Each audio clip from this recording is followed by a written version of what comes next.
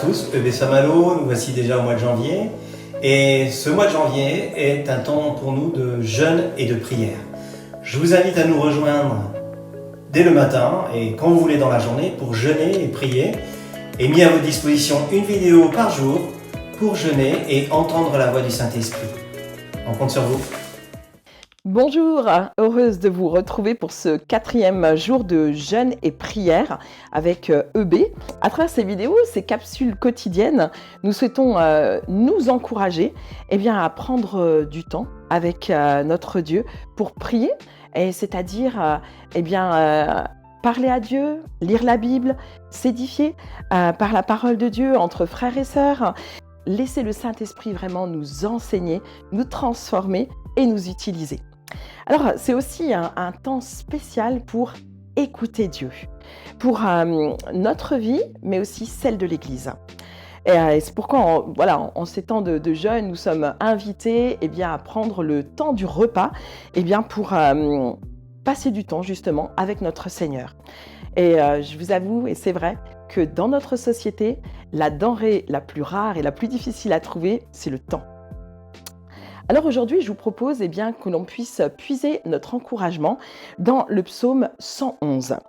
Alors si vous n'avez pas encore pris votre Bible, je vous invite à mettre sur pause et à aller la chercher. Ce psaume, en fait, il fait partie d'une série de psaumes de louanges. C'est en fait dans une série qui va du psaume 111 au psaume 118. Et on ne connaît pas l'auteur. Et je vous propose de lire ce psaume. Voici ce psaume. Louez l'Éternel. Je louerai l'Éternel de tout mon cœur.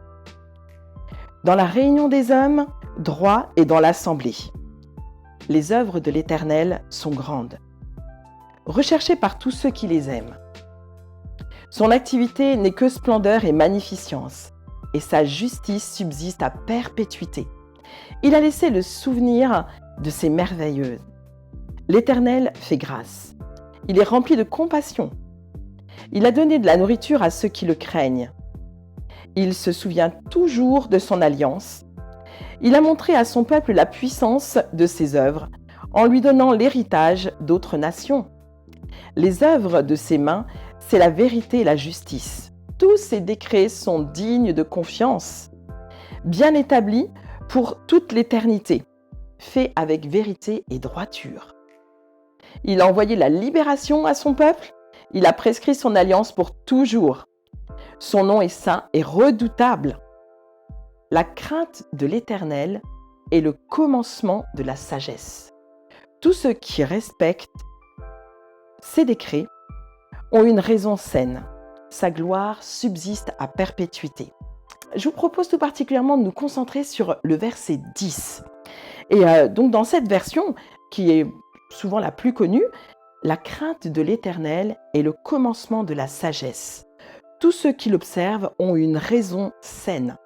Moi, je vous la propose dans une autre version, la version Semeur. Et la version Semeur nous dit « La clé de la sagesse, c'est de révérer l'Éternel. Ceux qui s'y tiennent ont une saine intelligence. Ceux qui observent ses lois, celui qui observe ses lois est vraiment avisé. Sa louange subsiste jusque dans l'éternité. » Alors, honnêtement, on pourrait résumer ce verset très simplement en disant « Alors, tu veux devenir sage et avoir une saine intelligence? Voici ce qu'il faut faire. » Cela me fait penser aux parents, avec leurs enfants. Ils cherchent à éduquer, à transmettre, à enseigner, à corriger. Et tout ça, c'est pour le bien des enfants. Et tout ça pour qu'ils puissent grandir, croître et devenir des adultes. Vous voyez, ce verset, c'est comme un conseil d'un père, un conseil d'une mère. Et cela va au-delà, bien sûr, puisque c'est le conseil de notre Père. C'est le conseil de Dieu. Job, donc un personnage de la Bible, dira, après plusieurs discussions avec ses amis, révérer l'Éternel, voilà la vraie sagesse. Se détourner du mal, voilà l'intelligence. On peut trouver ça donc dans le chapitre 28 au verset 28. Très facile pour s'en souvenir. Il n'est donc pas question dans ces versets d'une sagesse acquise par des études, par des expériences, comme on pourrait le penser dans notre société. Là, il s'agit plutôt d'un cœur qui écoute. C'est l'obéissance à Dieu, à ses commandements. Pas juste 5 minutes, mais vraiment de façon durable. C'est aussi le don du discernement entre le bien et le mal selon Dieu. Et la foi. Croire en Dieu et croire que tout vient de Dieu. Tout un programme. Et quel programme! Dans la version Summer, le mot « clé » et dans d'autres versions, c'est le mot « commencement ». Finalement, c'est un prérequis. Un prérequis, c'est vraiment un élément qui va nous permettre d'aller plus loin tout en étant transformés. Et ce prérequis, eh bien, c'est révérer l'Éternel. Ça me fait penser au premier commandement. Tu aimeras le Seigneur ton Dieu de tout ton cœur, de toute ton âme et de toute ta pensée.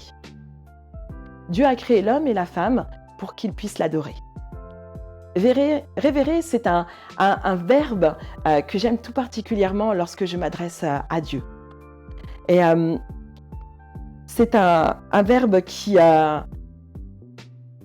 nous donne vraiment de respecter Dieu, de l'honorer et de le respecter tout particulièrement. Quand je m'adresse à Dieu, eh bien, je le respecte, je le cherche avec l'assistance du Saint-Esprit. Et tout en moi veut l'honorer, dans mes pensées, dans mes actions, mais aussi dans mes relations.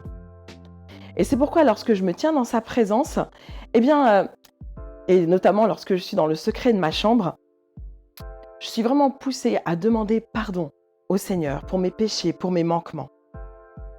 Et merci Seigneur, car j'ai vraiment l'assurance qu'il connaît mon cœur et qu'il me pardonne grâce au sacrifice de Jésus à la croix. Comme l'Esprit du Seigneur, Jésus-Christ, vit en nous, si nous l'avons accepté comme notre Sauveur et Seigneur, dans tout temps, nous sommes dans la présence du Seigneur. Nous sommes prêts à être enseignés, prêts à être conseillés, prêts à être utilisés comme des ambassadeurs du Christ. Alors, révérer Dieu, finalement, peut être vu comme une fonction vitale pour notre corps et plus largement, pour le corps de Christ, l'Église. On peut lire dans le Proverbe 1, au verset 5 à 7, la connaissance, autrement dit la sagesse, commence par la crainte de l'Éternel. Et il faut être fou pour la mépriser et mépriser l'instruction. N'est-ce pas cela que nous souhaitons finalement faire aujourd'hui à travers ce jeûne et prière, révérer intensément notre Dieu. Dépendre totalement de Dieu, à l'écoute de ses conseils, pour le suivre, pour le servir. Alors prions aujourd'hui. Prions aujourd'hui pour un juste respect de Dieu. Prions pour un cœur qui écoute et une compréhension de la nature de Dieu en tant que Père aimant et juste. Une bonne journée à tous. Merci d'avoir été présent pour partager ensemble la parole de Dieu. Surtout, n'hésitez pas à nous faire un retour de ce que le Seigneur vous aura dit et tout au moins à marquer par mail votre présence et votre participation au temps de jeûne et de prière à l'adresse qui s'affiche ici. À bientôt.